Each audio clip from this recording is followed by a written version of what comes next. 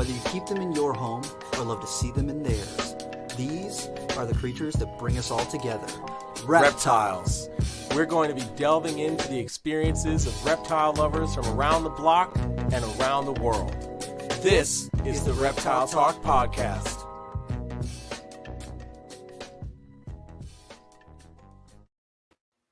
Boom. What's going on, everybody? This is Jeremy Turgeon from Brassman Reptiles. And I'm rubbing them, creeping it real. Oh, boy. Oh, we're not supposed to address it. Okay. All right. So, so we have a super special episode tonight. If anybody is keeping up with USARK, which everybody should be, then you know that there's been a lot of attention in North Carolina, some legislation happening in North Carolina. So we have Phil Goss with us tonight. We're going to talk about North Carolina, what's going on down there, and potentially some other stuff. I want Rob to do a lot of talking in particular tonight. I think that's going to be great. But I don't want to wait any longer since we're already running a little behind schedule. So here's the man, the myth, the legend, Mr. Phil Goss From USARK. Yeah, he's not here, so I'm gonna sit in his place. Dude, I'm just saying, anybody who saw Rob's post on Facebook, it was anticipating a cowboy hat and a moo-moo from you. And You got neither. I should probably have a hat on though. Well, man, thank you. I'm a little past due for a haircut these days, but I'm on here. COVID. So let's do it. Yeah, that's it. I definitely appreciate you taking the time to jump on and do this with us, because it literally stemmed from a text of like, hey, what are you doing? Yeah. I know that you've got all this extra time, so we just wanted to monopolize it. Now you know how little of a life I actually have. On 30 seconds notice, these two guys said, hey, let's do a podcast. I said, yes, I have absolutely nothing else going on, so let's do it. It's true.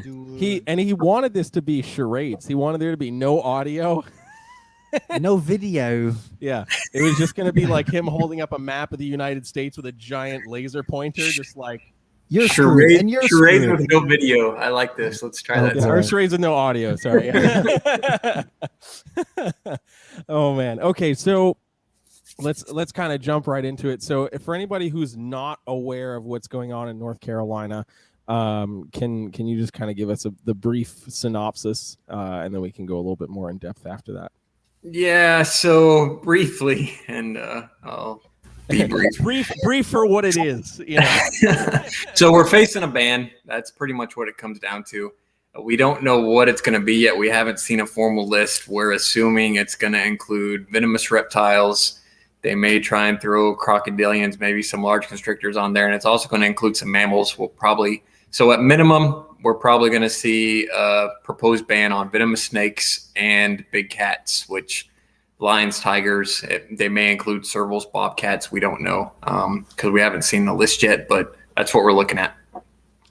And so they're putting those two things together. They're probably thinking, Tiger King, people want to ban tigers. And if we can throw big snakes on there and venomous snakes and stuff, it'll probably just get scooted right under. They could be. I mean, we saw a lot of that after Tiger King. Some states were coming out with this. North Carolina is one of only 3 states that don't have really heavily restricted or big cat ban yet. So they were probably looking at it anyway, honestly. And then, they're just going to pair it with this because we had that person who let a cobra escape. And, I don't know. I probably don't say enough sometimes. I probably need to start saying more. But, I mean, I went to this guy's, somehow this guy had hundreds of thousands of TikTok followers, a 21-year-old guy living in his parents' basement. And I mean, anybody taking venomous snakes out in their driveway in a neighborhood to make TikTok videos, I mean, that's a problem. Any reptile person who's watching this guy and then giving this guy a follow, you're part of the problem. I mean, that's simply what it comes down to. People taking cobras by themselves, especially out in driveways and communities and making TikTok or YouTube or whatever kind of videos you're making, you're the reason we get these things banned. It's that simple. And for anybody, if you're even keeping a reptile and watching this guy, I understand there may be some people who, have never seen snakes or dealt with them, and maybe they're sensationalized by it a bit. But I don't care if you just have a ball python and you're watching somebody play with cobras in a driveway. You're part of the problem.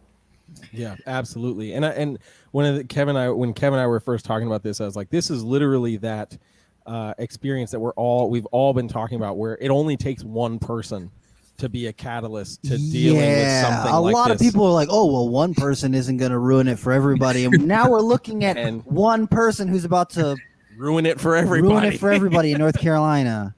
And yeah, whoever says one person doesn't do it is absolutely clueless and never watches the news. Almost everything in the last 10 years that we've had proposed has been because of one person. Idiot. Anyway, we need to move on from that. And it doesn't matter if it's one person or not. That's the reality. It only takes one person to get these things proposed.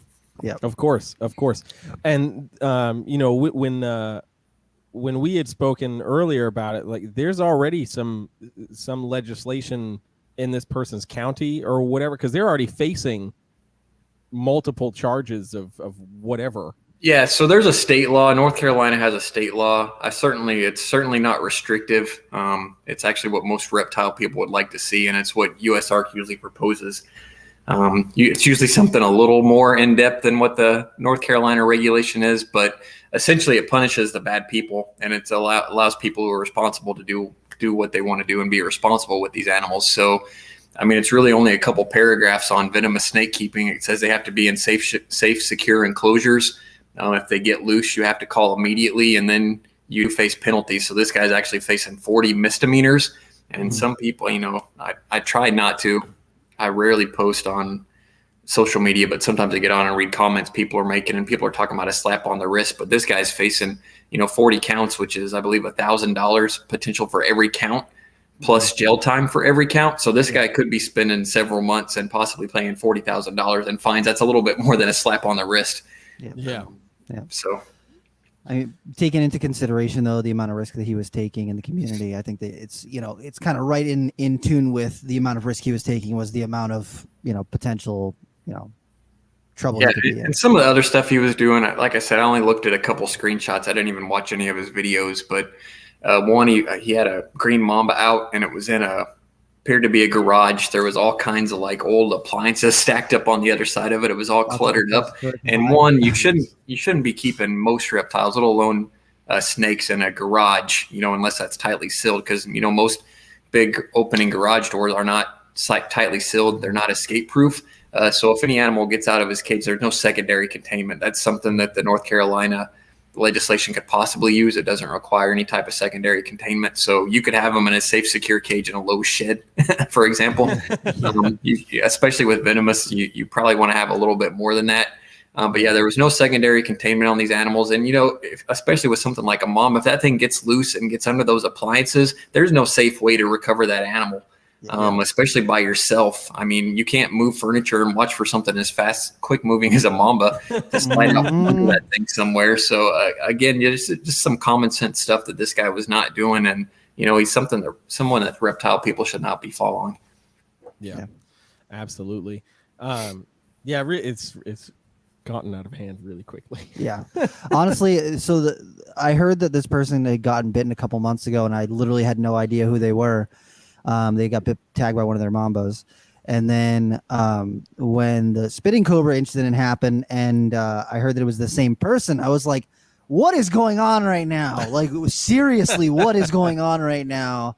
Because this is someone who I had never heard of before. Like, I just got TikTok very recently, so I just found out about people using TikTok for reptiles and stuff.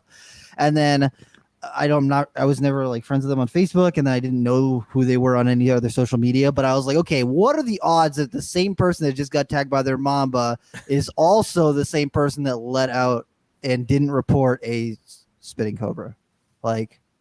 Come on. That's ridiculous. Just ridiculous. Yeah.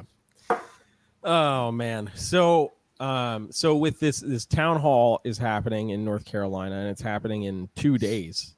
So from this recording, that would be what, on Thursday? Yes, the 22nd. Yeah, the 22nd. Yeah, Thursday at 5 o'clock. And we posted that online. We actually posted it before the senators are going to be part of that town hall posted it. So that information wasn't readily available until we put it out there. Cool. Okay. So, and there's a Zoom meeting, so people can request access to the Zoom meeting. and they can find that link to get access right from USARK's website from the alert that went out. So if you're not subscribed to the newsletter, I'll make sure that I have the link in the description of the video so you can go check that out. A good way to be up to date is to get a membership to USARK. It's true. Just throwing it out there. It's true. Just get Crazy. It's you imagine? amazing. It's amazing. And while I'm even thinking about it, because I don't want to forget, because we were talking about it earlier, amazing people here who are watching live on YouTube. You can send in super chats, which is awesome. So we're going to take a portion of whatever super chats we get tonight and donate it directly to USARK. So the more you guys send in for super chats, the more we can do for USARK. So I'm not saying give us your money, but give us your fucking money, guys. And real quickly, yeah, if you post that link, so all people need to do, it honestly takes less than 10 seconds. Get on. All you do is put in your name and your email address, and then they will email you a link to access that Zoom meeting. And for people who haven't been on Zoom, which I don't know who hasn't been in the last 2 years with COVID going on, but it's just like this. It's just like what you're looking at now. You dial in, it shows some people on video talking. And I'm at this town hall meeting. I'm assuming how it's going to go. You know, you've got 3 people who want a ban. Unfortunately, you know, you got a city council person from Raleigh, and then you've got 2 North Carolina senators. And these are 3 people that want a ban. So I assume we're going to hear some, you know, pro-ban stuff. That's probably how the town hall is going to start off. And it's likely not going to be like any type of hearing that people have attended before. There may be some questions that you can ask these 3 people that are on there, and they may have 1 or 2 experts, which I'm assuming is either going to be an animal rights person or obviously someone else who supports this ban. But the reason it's important to tune in, this isn't going to be something that's probably going to change any of their minds, but at least we'll hear what they're saying and we're going to know what their arguments are for this. Raleigh is probably going to propose something next month, probably their first city council meeting coming up in August. So if you live in Raleigh, you really we'll put an alert out. We haven't put one out specifically for Raleigh yet, but I mean, it's super easy. Just get on the Raleigh government page. It has a city council members. It even shows the districts that they're broken down into for the 8 council members, and just go and make an appointment with your council member and tell them that, you know, reptile peoples aren't crazy. And we've got talking points and everything already on the USARK page. But again, my point was it's super easy to sign up for this Zoom. If you're a reptile person in North Carolina and especially Raleigh, get on there and see what they're saying and what their arguments are going to be. Absolutely. Sure. I think it's super important that you're there and attending to just be in the know. You know, I mean, you know, I'm this is, of course, you know, like I was saying to you, Phil, you know, I'm going to be moving down to North Carolina, so it's like wonderful. As soon as I'm about to make that move, it becomes a freaking shit show. So It's frustrating. but yeah, so definitely being in the know and as much knowledge as you can get for yourself, just to be appropriately informed, because of course people, you know, get little tidbits of information and they're like, oh, you know, this is terrible because blah blah blah blah blah. But I want to give a shout out to everybody really quick that is throwing in some super chats. We appreciate it. Jerry from Canada, Randy, Rich Crowley, his first super chat to support USARK. Thanks, everybody. Pythons and Jay Muller. Thank you guys so much. Jeff and Kendra, we appreciate you. Yes, most definitely. Yeah, so definitely very, very important to just be in the know. Do your best to educate yourself. You know, there's enough drama and misinformation that gets spread around this kind of stuff. So, and it's important to show up, people. Show up to these meetings. It is so important that we have people who are making their voice heard at these meetings, if Guys, possible. You have to listen to Rob on this. I don't even. I'll just shoot a number out there. I would say that there is 99.69% more griping and complaining on Facebook than there is people taking action on these things. Yep. I've seen it time and time again. I'm going to be talking at Florida here next month at the Daytona National Reptile Breeders Expo. We put out an alert. We'll see you there. This was 2 years ago. It was one of those simple alerts where all you put in is your name and email, and it fires letters off to all the legislators. We had less than 200 people do that thing. I mean, it's just, and then people wonder why stuff passes. But then on the opposite end of that, in South Carolina, just this year, just a few weeks ago, we stopped a venomous reptile ban. And that was the legislators there said they were getting more comments from reptile people than they were on a gun bill that was proposed. So when you get more, that's huge. yeah, when you get more people voicing opposition for reptile stuff than you do gun rights, that's a pretty big deal. And that's how we stopped that bill. I mean, obviously USARK was doing work too. And we may see something like this in North Carolina this year because it's at the end of their legislative session. But the way it went down in South Carolina, there was like 2 weeks, actually less than 2 weeks. They totally stripped 2 bills that had almost gone through the whole process and added a venomous reptile ban on them. And we stopped the same bill 3 times in 3 days, which was just crazy. And then it was supposed to go to some special session and they never took it up. And then the legislative session died. So we may see something like that coming up here in the next week or 2 in North Carolina. Otherwise, this session is going to end and we'll see the bill proposed in, next January. Yeah. And people need to, I mean, it's not something that's generally or widely talked about in the reptile hobby about the schedule of these sessions and how they have a certain amount of time that they get to push these sort of things through. And if they don't get enough momentum for it right away, then it gets pushed off to the next session and it can die between this session and the next session, or they could rewrite it in a different way, hook it up with something else, and then try to push that through. And so it's super important for people to pay attention to what's going on, especially with it being the end of the session for places like North Carolina. We could really make a statement and kind of kill it or nix it if we show up and put the numbers in. Yeah, it would move hot and heavy if it came up this session because it's too late to introduce a new bill. So it would have to be similar to what South Carolina did. They would have to make an amendment on some bill that's already partly or almost all the way through the process in order to get it to pass this session. Mm-hmm. Do you think that they're inclined to do that with how much attention nationwide this has gotten? I know that the 2 legislators are going to be speaking on Thursday, or if it's at all possible, they're going to try and make it happen. Yes. Yep. I knew it. I knew they're going to try and push it through without having any sort of, comment or any opportunity for people to voice their opposition to this. And that is the sneaky crap that is like, it's so common nowadays, dude. It drives me insane. It literally drives me crazy. Something I always say when we get into politics is I always tell people everything bad you ever heard about a politician is true. And the reason these 2 politicians are doing this, it's attention. That's what politicians get. I mean, they need attention. They need to say, hey, I sponsored this bill and this bill passed. That's how they keep their jobs. They want to talk about the bills that they were their sponsors or co-sponsors on and that those bills passed, because if they're not passing bills, they're not doing their jobs. So they don't really necessarily care what the bill is or what it's about. It's if they can get their name on it. That's what matters to them. So unfortunately, that's the reality of politics. Yeah. Could you imagine like 100 years ago, they're like, yeah, so I pride myself on making more laws to take more, more of your freedoms away. And everyone's like, yeah, I'm so proud. Thank you for taking away more of our freedom. I appreciate that so much. Look at you.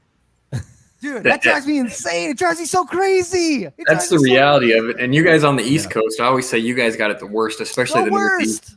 The Northeast is the worst for laws, and this will make sense once it comes out of my mouth, but you've been writing laws the longest. You're the first state. You were states before the Midwest and the West war, so you've been writing laws for the longest period of time, the most years, and all you can get every year is more regulated. Laws never go away. They don't make less laws, and these legislators, they have to pass laws every year in order to say, hey, give me my big fat paycheck. If they're not writing laws, they're not doing their jobs, and they can't say we need this job unless they're writing these. Yeah. Thank you, Jay Muller, for that super chat. We appreciate you. Yes, thank you, Jess. Yeah, it's crazy because people that Phil, like just what you're saying, we've been around the longest. There is no private ownership of venomous snakes in New England because they regulated that crap right out. They were like, nope, sorry, too dangerous. Yep. Can't do it. They needed something. I mean, that's the thing. They got to think of stuff every year. So, it just keeps coming down. And, again, your rights are whittled away every year, and it doesn't matter what state you're in. Yeah, 100%. But anyway, let's somebody Rob get your accent back or something. Let's We're not supposed to talk about it. Listen, Phil. okay, we're Switch going up the mood a little full- bit here. We're going full tea party. That's it. We're going crazy. Oh my gosh. So we're putting rattlesnakes in the pond. What are we doing? Plausible deniability. Okay, all right, whatever. Oh my goodness. So Phil, have you noticed that there's a lot of reptile people moving to Texas right now? Well, I don't want to. I don't want to confirm that. Yeah. Hey.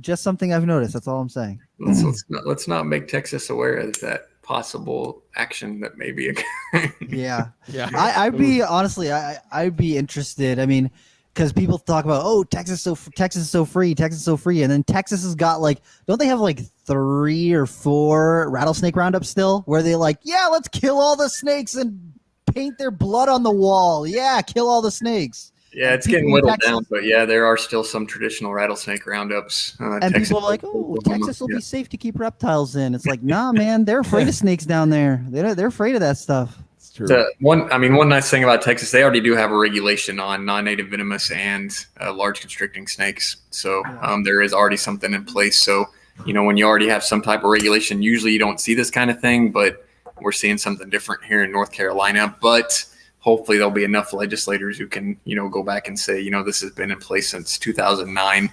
I think there was actually a poisonous, and I'm not misstating that. They had a poisonous reptile ban in 2004, and then they changed it from poisonous to venomous when they redid the law in 2009. Yeah.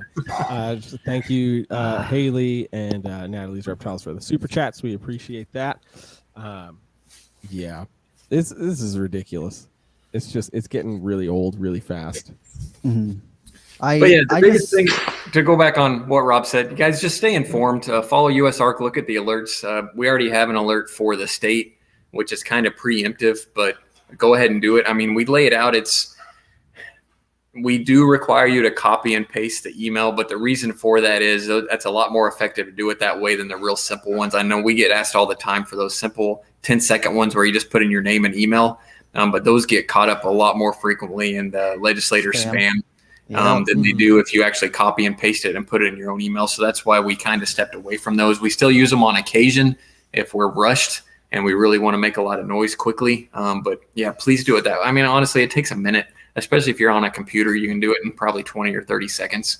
But just copy and paste our sample language. It tells you how to contact your legislators. We don't have a big, long email list yet because it hasn't been introduced or assigned to a committee yet. Usually, there'll be 15 or 20 legislators. This time there's only 2. The 2 senators that we know are going to support it right now. And then otherwise, you just want to click the link, find out who your representative and senator are, and then just send them those emails. Yeah. And I think that was probably the most important phrase right there is being able to make noise in these times where it's okay, something's happening. We gotta let people know. When we did this whole thing with Florida and South Carolina, just getting the numbers, that literally is sometimes just the most valuable thing. Just showing up. Even I think with Florida, even after they had their 2-hour time period, the guy was like, oh, there's still, 190 callers still in the queue. And it's after 2 hours of phone calls, there's still that many people. And of course, we know the outcome of Florida, unfortunately, but that's a notable, hey, we've been on the phone for 2 hours and there's still almost 200 people that want to speak. Those are the kind of things that make an impact, and especially in a situation like something like this, if you were to have them have public comments and then there's hundreds of people lining up to be like, hey, stop doing this. You're terrible. It makes an impact, and of course there are those unfortunate circumstances where they already know what they're going to do before, anything's even mentioned to the public. But those numbers, sending in those emails, showing up to the meetings or the Zoom meetings, it makes a massive, massive difference. And I'm going to highlight this comment from Rich Crowley here, but we need to be civil in our interactions. That is the most important thing ever. I can't tell you how many times I want to shout expletives at these. And it does, but I it don't. does no good. But I don't. It does no good. I mean, I think it's important to note that, when we're talking to senators and legislators and stuff, they don't know or care about really anything. Just like Phil was saying, their job is to pass the laws. So they're not necessarily educated in everything that's happening. They're making a quick decision, or they just signed on to a bill. So you can go in there and tout all of the facts, and scientific evidence, or my snake needs a 150-degree basking spot. And they're like, what the heck are you talking about? What is zoom in? Like they don't understand any of that, because that's their job, is to look at, well, does this affect interstate commerce? Does this affect jobs? Does this affect tourism, all these things? Those are their key words, so if it gets spun to them, or they can spin it off as like, hey, this affects this negatively, it's my job to keep those things moving in a positive direction. That's what they're going to do. So the science doesn't necessarily mean as much. The anger on our side doesn't necessarily do much. They need to have a normal conversation with somebody who can bring valid points to the table, in an appropriate way, which is why we're so lucky that Phil is that guy. Because otherwise it doesn't matter. They're not going to want to listen to you. Like, you listen here, you piece of blah, blah, blah. They're going to be like, get the hell out. You're out. Get out of here. You're done. Yeah, they're the customer service rep that's just waiting for you to swear once so they can hang up on you. The second a swear comes out of their mouth, they're like, oh, sorry, goodbye. And they just hang up on you real quick. And they just disregard everything that you say. So it's so important that you just reel it in, just push it down. Figure out what you want to say, keep it concise, keep it short, because the longer that you go, they're going to start to look at their phone and get distracted. And when's my lunch coming up? I wonder if my wife did my laundry. Yeah. I don't have a wife, but I wonder if my laundry's getting done. Like their mind goes someplace else. So short, concise, keep it polite, hit the critical points, like hit the things that are important to talk about if you can, and put a little bit of your own personal stuff in there, just how it might affect you personally, because all that makes a difference. Yeah, Rich is absolutely right. Actually, in every USARK alert, there's always a disclaimer in there to always be civil and professional when you're talking to lawmakers. Even in our town hall meeting post, it says it right there. Make sure that you're civil and professional, because if you get on there and you're a jackass, I think I can cuss on this podcast. Yeah, you can, yeah. Oh, yeah. Yeah. I mean, you're going to be just like the guy who's playing with a cobra in his driveway. You're going to make us look bad, and the worst thing you can do is make the community look bad. So don't do it. Be civil and professional. We tell you what to say, and I always mention emails because that's what most people are comfortable with. But quick phone calls too. Those are crucial. I mean, make a phone call and send an email, again, you're taking 2 or 3 minutes out of your day. If you don't care that much, then you shouldn't have the animals to start with. But anyway, just call your legislator and say, I'm against animal bans, and make it that simple. But yeah, phone calls are a big part of this too. It's certainly not just sending out an email. That's certainly helpful. But try and do all the steps that we put in our alerts. Yeah, and a lot of people think that, what is a phone call going to do? But honestly, it can make a big difference. I remember when I think it was when HR 669 was being passed, I was making phone calls like left and right, and like a lot of the places it would be their secretary, and they're like, yeah, okay, whatever, like they'll call you back maybe, or if they have time or whatever. But I actually got called back by a lot of the representatives, and like I was in college at the time, so like I'd get a phone call in the middle of class, and I like jump out of class real quick, and I'm talking to them, and they're like, is this Rob Christian? Something about some sort of animal ban? And I'm like, yes, let me spew words at you for a minute and a half, and I gotta go back to my class, but it matters to me, so please, like, just take it into consideration before you do anything crass, because this is going to affect thousands upon thousands of people. And, people don't think about that sort of stuff. But if you can talk to them directly, it matters so much to just have that voice-to-voice interaction. Because on the internet, if you're just on a screen and you're just like an email or whatever, a lot of people take that anonymity. Sound it out, buddy.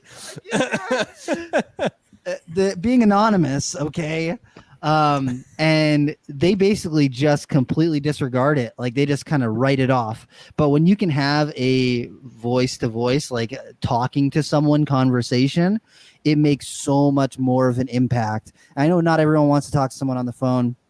And not everyone is, they're like, I don't know what I would say. Just say that you don't support it and just say, hey, look, I'm a person. I matter. If you have visited that state or if you were thinking about moving to that state or something, just make it relatable and let them know as a human being that lives in this country right along with them that this is not something that you support and you think that they should reconsider and think about it deeper before they go around just banning things. Yeah, and certainly the legislators, they want to hear from their constituents, but they want to hear from, so we're talking about North Carolina, they want to hear from North Carolina residents. So obviously that matters most, but I mean, anybody can call in, and especially the call in, a lot of times they won't even ask, just say, I'm a reptile keeper and I don't support a ban on reptiles. And that may be all they ask, because usually at minimum, the staffers will tally stuff. And I guarantee you the other side is doing this. So in lobbying, there's a saying you hear pretty often. It's the world is run by those who show up. Yep. So if the only people that show up in North Carolina are the people who want to ban, the ban's going to pass. It's that simple. Yep. If we step up and say we don't want it, and there's more of us saying we don't want it than those saying that do want it, it won't pass. It pretty much comes down to that usually. And honestly, Jeremy talked about Florida a while ago. So I've been doing this over 8 years now. That was the first time that there was that many people who kind of showed up that something passed. So, I mean, for that to happen once in 8 years that really shows that numbers do matter. Yeah. And Florida had already predetermined. They were doing all of these meetings and stuff as a performative, oh, look, we're listening to you. But they literally already had all of the way that they're going to push things through. They had everything all sorted out. They did not really care about what was going through. And that's not the case in most states. Yeah, absolutely. I want to just highlight this comment real quick because we talked about Natalie not that long ago. Natalie at the local shows is at the USARK table at her local shows, getting people to learn more about USARK and sign up for USARK. So thank you, Natalie, for continuing to do that. Definitely appreciated. Yeah, that's something we're still working on, and obviously anybody talking about USARK is helpful. And especially in a state like North Carolina, there really hasn't been any issues, so people don't know about us. Obviously, if we've done work in a state, helped a state or a city stop a ban, people know about USARK. And we don't attend any shows in North Carolina, so they don't see USARK booths or myself at any of those shows. So anything you can do to help out is greatly appreciated. Even if it's just sharing the alerts on social media. That's all great stuff, and that's free. That's something you can do to help out. That's totally free to do. Absolutely. There's a bunch of different ways to get the word out there, so there's really no reason for people to just be sitting around and be like, well, I don't know what to do. It's literally just share it's right there. Share it. It's right there. It's in your face. There's another voice. Jeremy's got a voice too. Oh, I've got plenty of voices. I work for the Voice Master, Phil. Come on. Nice. Oh, yeah, that's right. You do. Got it through diffusion. Dude. Oh, my gosh. So I'm not looking at any actual text. I'm just staring at things on my phone. So we've got what's going on with Florida as of current, like what are things that USARK has kind of happening as far as we've USARK and USARK Florida have spent a lot of money in Florida the last 2 years. So a law passed last year. We actually filed a lawsuit. We got the law repealed, but then FWC, which is the Florida Fish and Wildlife Conservation Commission, they went ahead through rulemaking. So that was a process, took over 1.5 years, and they actually passed a rule that banned. So it's a ban on green iguanas, just green iguana as a species, not iguanas that are colored green. So green iguana is an actual species, iguana. It banned all species of tegu, and then it banned what was already a conditional species in Florida. So that's most of the big snakes and Nile monitors. And yeah, they moved them. I mean, all those species are prohibited now. So that's what's going on. We still have a lawsuit going on. We had a hearing on July 2nd, and we got some limited injunctive relief. So any injunctive relief is obviously a win, but that lawsuit carries on. We probably won't have another hearing on it till November, December at the earliest. But that lawsuit is still underway in Florida. That's good. And I think that, sorry, Rob.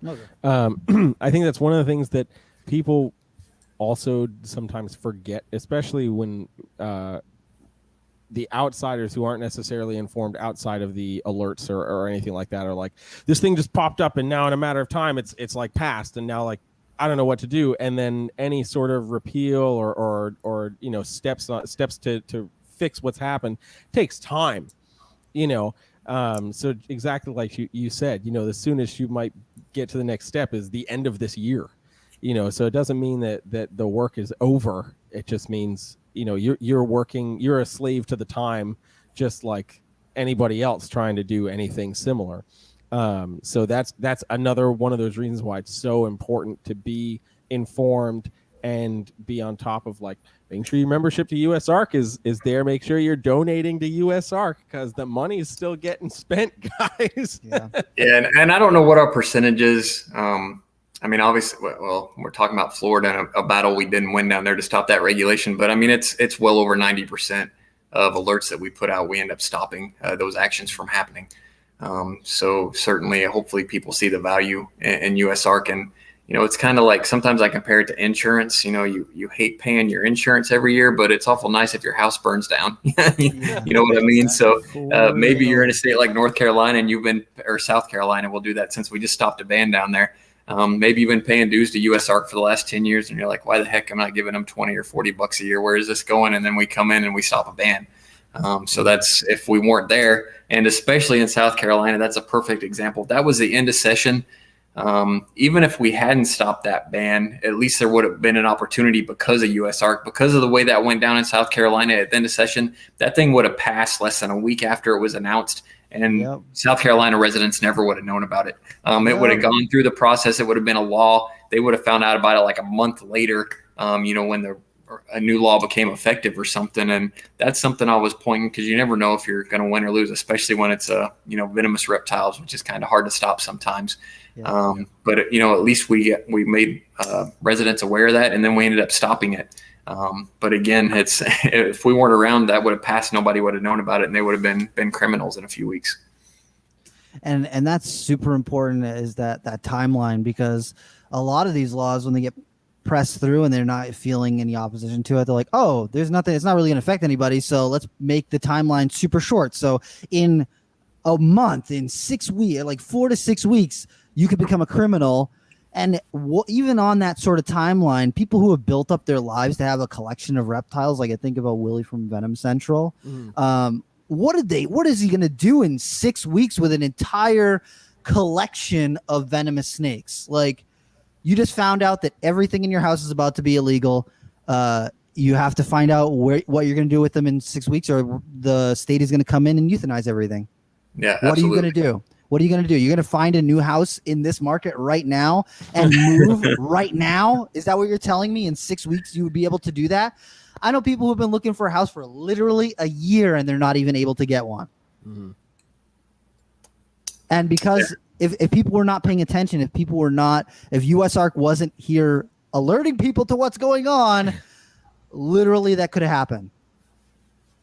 And people are still complaining, oh, well, I don't know where my money's going with USARK. I don't know. I'm not seeing complete transparency. It's like, are you not seeing the proof in the pudding here? Are you not? Or are you just like blind?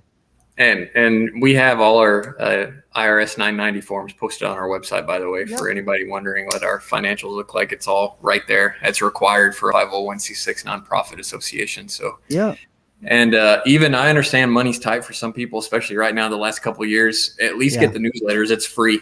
Go to the website, type in your email address, free. Boom, they come to your inbox. It takes 5 seconds. Yep. Yeah, knowledge is free unless the only thing it's costing you is time. That is the only thing that it's costing you.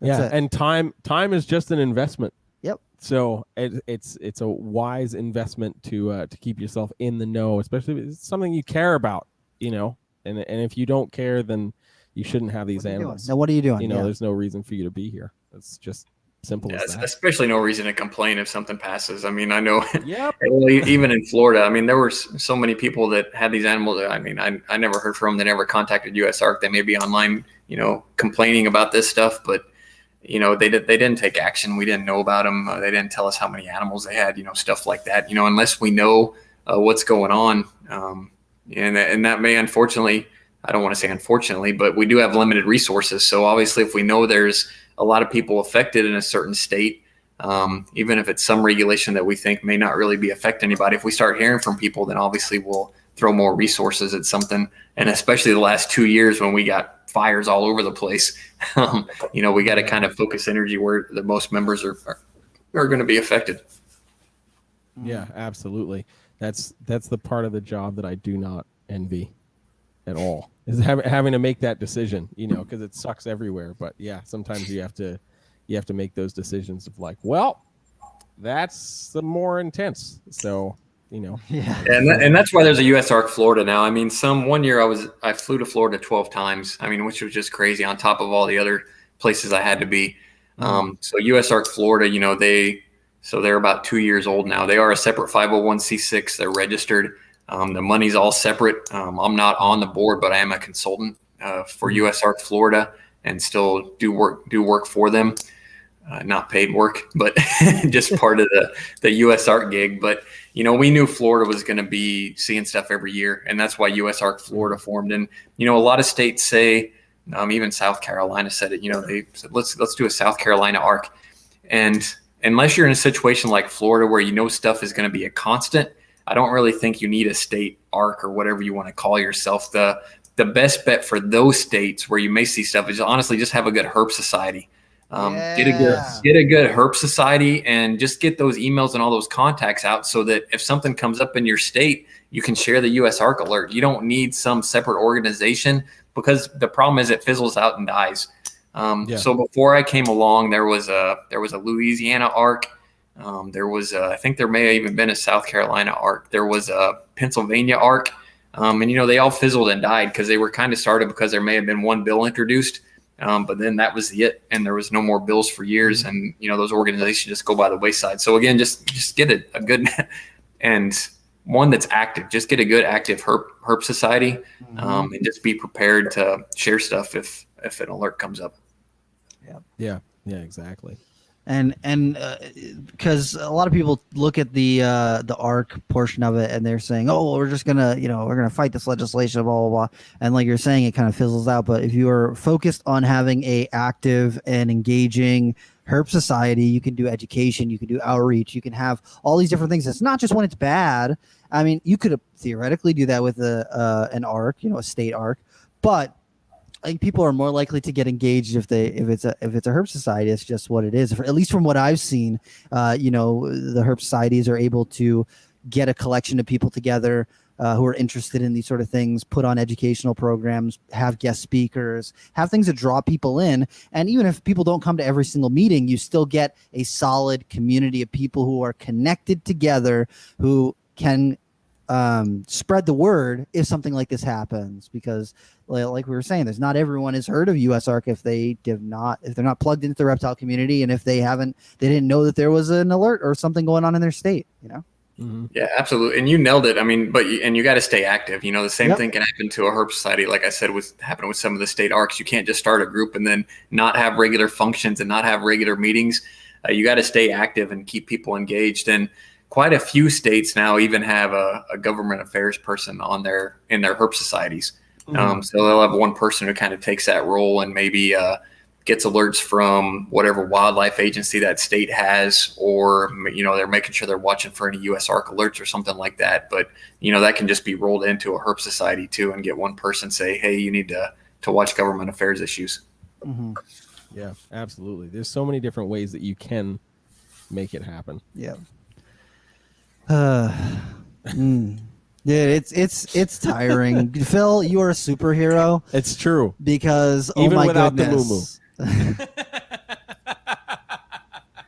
That could be like a cape. Maybe I need a USARK moo-moo. That'll be our version. Our USARK moo-moo for the I'm just saying for the Daytona auction. I'm just saying I could probably have Maria Mar make him a USARK banana hammock. Yes, for the I'm the Tinley gonna go auction. ahead and say let's go with the moo yeah. instead of the banana hammock. Oh boy, that's too good. I mean, if somebody else wants to wear it, that's fine, but it's not. I'm rocking it. It's not going to be me. Rob is the new Vanna for the Tinley. I'm also not sure that's going to be good for USARK if we have logoed banana hammocks. Fine. I think Bob Vu would wear it. How much you want to bet? I'd put money down on that. Actually, we could probably get Bob to do that. Oh boy. Oh lordy. I'm gonna bring up this comment really quick. Natalie wants to know how can we make an official USARK table at shows with USARK signs and merch?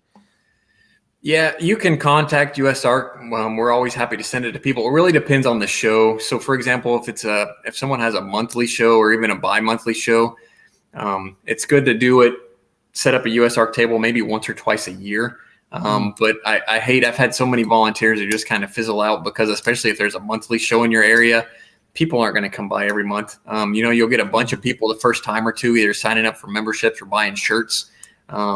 So really it depends on the situation, but yeah, we're happy to work with anybody. The problem we run into is try and get us some type of credentials because we can't have, you always got to look, I'm not going to say professional, but you can't be showing up in some guys may be upset, but no girls in super short shorts and, tank tops with cleavage down to the belly button, look like you're representing USARK.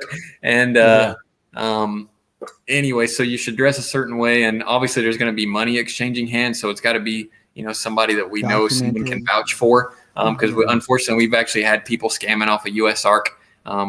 We've got people set up at park in San Diego at a ball python and they had a jar for USARK.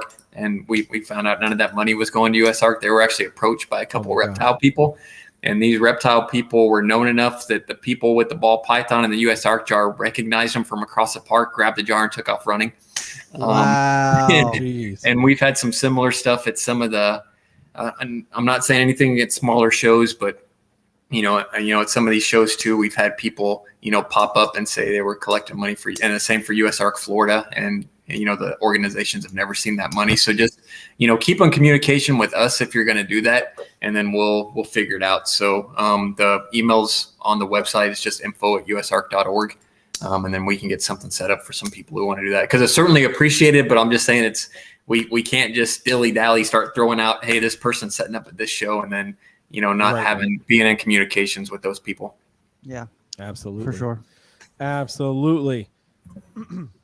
Just making sure. Are there any other states or any alerts on the horizon that you think are critical that people should be paying attention? I mean, they're all important, but is there any one that's kind of coming up rapidly that you think people should be paying attention to right now? Yeah, right now it's North Carolina is really it. And again, we may not see anything this session, but so legislative session and tax season are usually about the same. So usually it's January through late March when you see most of our alerts coming up. That's for the state level. Anything can pop up at the city or county level, and also anything can pop up through the state wildlife agency through rulemaking. But usually most of our alerts are that January through late March. So, this time of year is usually pretty slow. Mm-hmm. That's good. Yeah, that's good. Slow is good.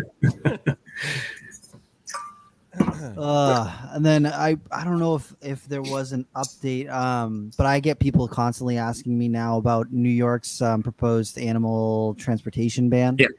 Yeah. So New York is one of those states that has a year-long session, but that ban was an early introduction, January or February. Not to say it may not get some traction, but it fizzled out and died.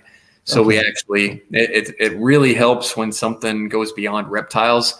So for instance, I contacted a agriculture organization and shipping day-old chickens through USPS is huge money and a whole lot more business than reptile land. So that agricultural group got on it. And, when you get more groups, especially contacting on some of this stuff, like we've had 4-H groups step up, for example, and agriculture advocacies. And sometimes those people have political connections too, and you can really put the kibosh on this stuff real quick. So we try and work with other groups like that as often as we can.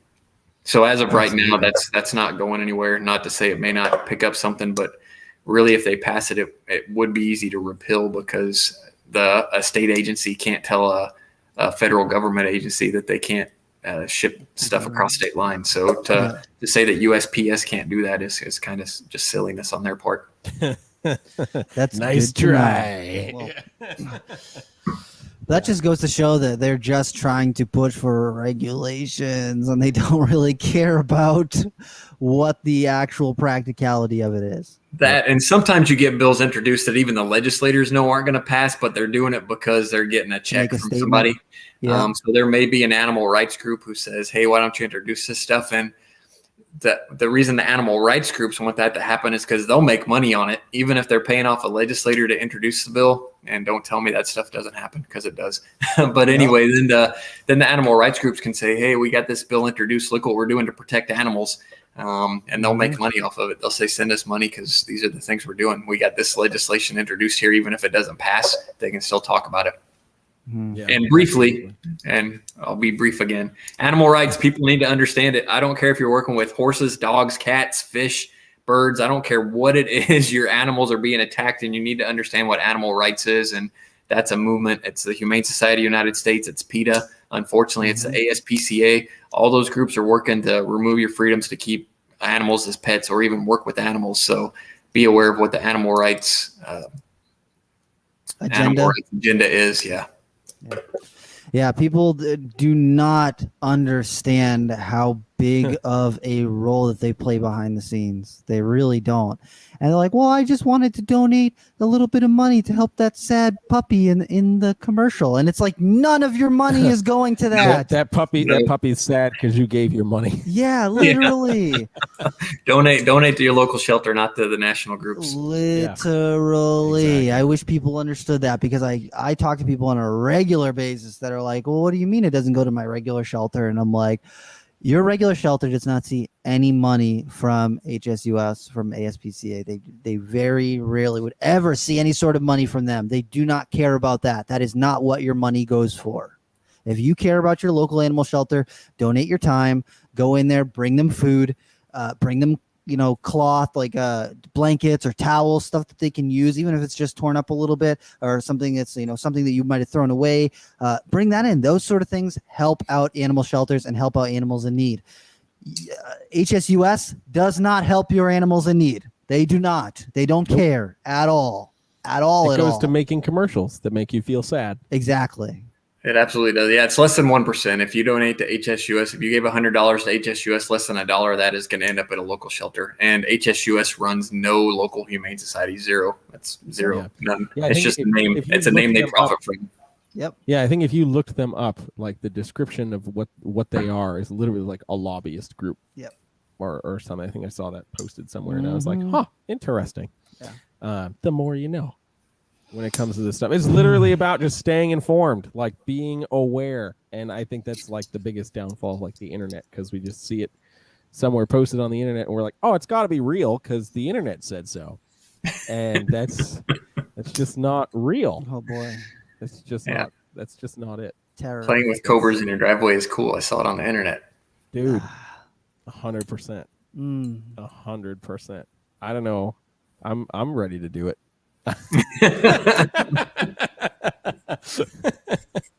Let's go. Let's meet up in a Walmart parking lot halfway between Indiana and New Hampshire, and we'll play with cobras in a Walmart parking lot. Perfect. That's what Ohio. Yep. Yeah. Is that Ohio? I don't know. Then I feel like if we're meeting in Ohio, we got a better chance of meeting in a cornfield than we do a Walmart. That seems to be a general. We'll meet up in Pittsburgh. Perfect. Hey. So then maybe we can be playing with Garrett Hartle's retics instead of cobras. Big snakes are just as well. It's kind of big Little snakes. snakes. Nobody's gonna watch that, man. It's got to be a cobra. All we're doing it for is for followers and viewers, dude. Come on, So real. come on, man. I need to be fake famous, guys. That's why I'm on social media all the time.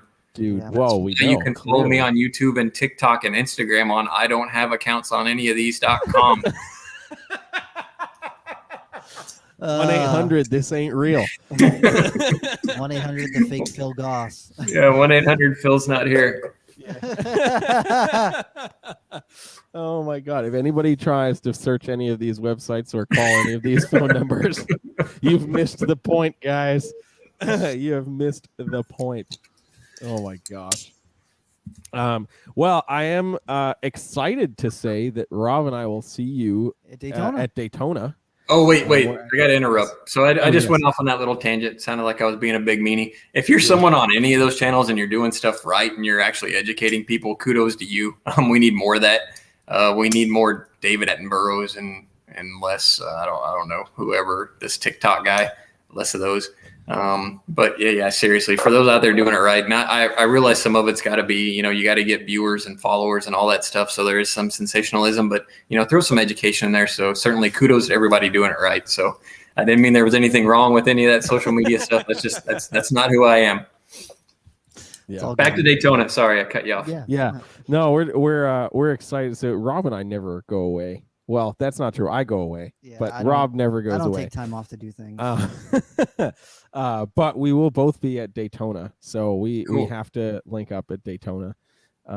Maybe do a live podcast. That would be awesome. Daytona. I will be there. Not on Saturday. Saturdays are crazy. Yeah, Saturdays that's are fair. crazy. That's fair. Yeah. But wait, Phil, you mean you don't want to spend an entire day just looking at ball pythons? Hey, we got a little more at Daytona than ball pythons.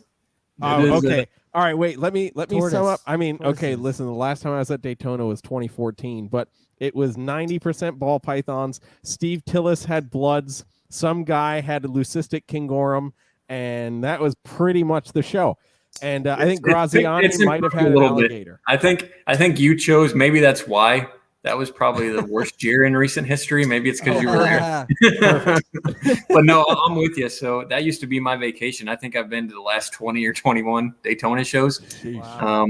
So I've seen it. I saw it when it was at the height. I remember the first year I went, there was 36 people from Japan in front of me in line, and there was a line that reached to Orlando. I mean, from Daytona to Orlando. I mean, it was nuts. So, I saw it when it was crazy and you couldn't get to tables, and you had to stand in place for 30 minutes just to get up to look at stuff at someone's table. And then, it kind of declined because now there's so many shows in Florida. But honestly, the last 3, 4, maybe even 5 years, it's kind of been on an uptick. And, there's still, you get a lot of people who only set up at Daytona.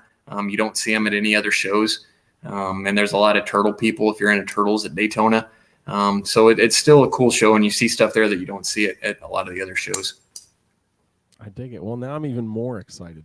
Yeah, I went. Last time I went was 2009, so it has been a minute since I've been to the Daytona show. So yeah, it was still pretty darn good back when you were there last. So. Yeah, it was great because they had patternless womas there. There was big basins and stuff, and then Cryptic was there with a ton of stuff, and Keith McPeak was there set up with a bunch of stuff, and Mark Kirkpatrick and Matt Jablonski and like a bunch of short tail guys. Do you know what? Okay, so here's something that's like. Probably not super relevant, but Roosie's. So, dude, no, it just blew my mind. It really blew my mind. So these bigger expos, the tables are freaking expensive, man. They're like $400-$500 a table. So if you get like an end cap, it's like a couple $1,000 for that end cap. And so, like, I think when I was there, I was like looking at all these different tables I'm walking around. And then all of a sudden, I came up to this table and it's completely empty, like just an empty table. And I was like, man, someone just didn't show up. And it's like, oh no, they showed up. They just put their business cards all over the table. Roosie's Reptiles, Steve Roussis, yeah, dude, he literally bought a whole end cap, put tablecloths down, put his business cards. That's it. He didn't even vend the show. Damn. I was like, damn, that's crazy. That's so wild. I want to know what his numbers were after the show. Dude, that's all I'm saying. I was impressed because he didn't put a single display. It was just cards on the table. Business cards. Yeah. Damn. Yeah, I was like, wow, you dropped $3K to just drop business cards? That is wild. I think we need to have Steve on the show just to talk about that. Yeah. Oh boy. Oh, Limey said he remembers that he had a late season.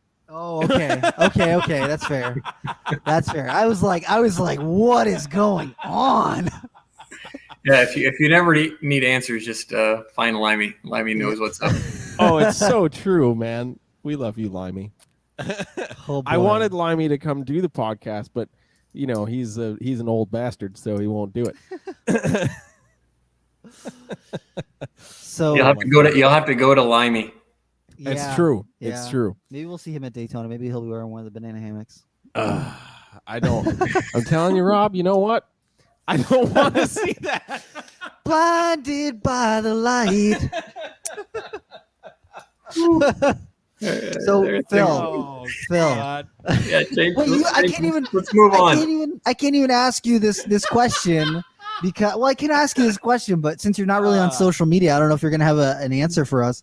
We ask every guest that we have on here one question at the end of our episode, and that is, what right now in the greater umbrella of things encompassing reptiles, what is something that's got you excited about reptiles? Be it something that you're doing or something that you've seen other people doing or something you saw on social media, which you don't have social media, so maybe you don't have anything to add to that. But what is something that's got you excited about reptiles or feeling good about reptiles right now? Feeling good about I don't know. I mean, it's just I always like to see new energy come into the reptile community. So I don't care anybody who's putting out any kind of positive energy right now. So I think with COVID, you saw a lot more people getting on there and kind of doing educational stuff online. A lot more people couldn't get out and attend, whether it was a Herp Society meeting or whatever, but they found a way to get it virtually done. And I think that was kind of exciting for the reptile community because all that stuff, you can go and look it up and watch it at any time. So I think it's going to something that the reptile community has that like the fish and bird communities don't, is we're constantly bringing in a new generation of people. So that's why you can go to a reptile show and see people of all ages. Whereas, and I'm not knocking on these guys, but if you go to an aquaculture or an aviculture show, it's pretty hard to find anybody under 50 or 60 years old at those things because there's no new generation coming in. So that's something that's always been great about the reptile community, is that, there's always a little bit of new energy there. And anytime there's a spike in that, which we've definitely had in the last year and a half, to keep that new blood coming in, that's just great. Yeah, man. But yeah, so I'm not calling out any animals. I mean, no, it doesn't have to be. It literally doesn't have to be animals at all. It doesn't, because literally, I've been doing this month has been bonkers when it comes to educational programs at Nerd. Like I have been nonstop doing programs. I did a library last night that I thought was going to be like 20 or 30 people. They're like, oh yeah, we have like 20 people sign up to do the program. It was like 75 people. We filled out the whole back lot of their lawn. We basically filled out the whole area. That's awesome. Then I've been doing like 2 and 3 programs almost every single day for the last couple weeks. And so seeing so many kids excited about reptiles has been the most fulfilling thing, because watching these bands and just like staying inside and just working all the time is like, it can get draining. But when you hand a kid a ball python and they're just like falling in love with this ball python, then you hear them when they're leaving and they're like, Mom, can we get a snake? We got to get a snake. I got to get a pet snake. That is like the coolest thing ever. And I just posted, you're not on Instagram or Facebook or anything, but if you've got someone in your life who has got an Instagram, or if you can get on the USARK Instagram, it might even be almost lapsed. But yesterday on the New England Reptile account, after I did a program, I was like, hey, because I was just seeing a bunch of kids who are excited about reptiles. I was like, hey, look, if you have a kid that's into reptiles, tag New England Reptile in the picture and I'll share it to our story. So we get a couple thousand people that see our story. So if your kid likes watching our YouTube channel, or you like seeing our YouTube channel and your kids like being around it, take a picture of them holding their leopard gecko, holding their ball python, doing whatever, and I'll share it onto the thing. And we got so many parents who I think it was like 50 or 60 kids that all posted pictures of them working with their reptiles. Awesome. And then when we reshared them, I got a bunch of parents who commented back, and they're like, my kid is glowing right now because they're on the New England Reptile thing, and they're getting a little bit of attention from all the people who are watching the nerd stuff. And that was just like super exciting, because I remember being a young kid and looking at stuff like Nerd and like stuff like that, and just imagine being acknowledged by them. I'd just be like, oh my God, this is the coolest thing on the planet. Like, how often do you get like your favorite YouTuber, like person you watch on TV, to get to, say, hey, you're doing something cool. So I just thought that was really cool. So we did that, but there might be still some up there. I don't know. I know Instagram does like after 24 hours, it deletes it. So I don't know. Maybe we'll have to figure out a way to do one of those like on the actual page itself or something like that. Yeah, we could probably figure that out. Something like that. Okay. Sweet. So, well, dude, Phil, if people want to find out more about USARK, because they don't need to know more about you, they just need to know more about USARK. Where should people go to find out more information? Yeah, it's super easy. It's USARK.org. USARK.org is our website, and we do have a Facebook page. It's got 125,000 likes or something on it, quite a bit. And we did finally get an Instagram account. The reason there was a huge delay on that is because there's some account that has never even done an original post who owns that hashtag USARK. There's an @USARK that someone already had on Instagram, and we were trying to get that, and we couldn't do it. So we finally got a USARK official. USARK_official so on Instagram. There is a USARK page, and we have a Twitter account too. So any of those, there are USARK accounts, and that's. So I say I'm not on social media. I do that stuff, but personal stuff, honestly, I don't. I never hop on my news feeds or look at any of that stuff. It's just not my deal. But yeah. The dudes from the Herpetoculture Network are on here. Thank you guys for dropping by and saying hi. Hey, what's up, guys? Yeah, we're just winding things down right now, but make sure that you guys are supporting USARK. If you have not signed up and gotten a membership, you can get a cool freaking t-shirt like the one I'm wearing right now. If you're listening to the audio, you probably won't be able to see. But if you're watching the video, you can see that I'm wearing a USARK shirt right now. And if you are able to donate a little bit of money, $5, $1, $2, anything counts. Every little bit counts. If you can donate time, if you can share the post from the USARK website, if you can share it from their Facebook, from their Instagram, tag them. Whenever I'm wearing a USARK shirt, I try and tag USARK on Instagram to make sure that people see that they have an Instagram page to go check it out and see the alerts, because the more that we share this information, the more effective we will be able to be in fighting a lot of this legislation that's coming up. And we, like Phil was saying earlier, South Carolina got knocked out. We did it. We showed up. There was quite a few. We stopped an animal performance ban in North Carolina this year. We stopped one in Oregon. So yeah, there were quite a few. I mean, you can go to the USARK page and look at the alerts. And we update them. So like the South Carolina one says it didn't pass, but yeah, there was quite a few things we stopped. And one little request, you're talking about what people can do. Daytona were pretty good, but anybody who goes to an NARBC or a Reptile Super Show, USARK can always use volunteers in our booth, especially on Saturdays. It's a heck of a lot of work to collect auction items and get set up for those auctions. So again, just shoot us an email or send us a message on Facebook. We can always use extra volunteers, especially on Saturdays at any of those big shows that we attend. Yeah. Bam. Hell yeah, man. So we'll look forward to seeing you at Daytona. Yes. And big shout out to the people who have been donating in the chat. We appreciate you. Jay Mullers, Thank you. Puget Sound Pythons, Jeff and Kendra. We got the Herpetoculture Network. We got Limey in there. Natalie's Reptiles. Thank you guys all so much. Rich Crowley Reptiles, man. We appreciate all of you. Thank everybody for sharing this. If you enjoyed this episode, make sure that you share it with someone so this information gets out there. We would like to do this more regularly with Phil. We appreciate it. Oh boy. Listen, why would you highlight that? Because that's terrible. It's true. No, stop it's that. True. Stop that. I'm sorry. Oh my god.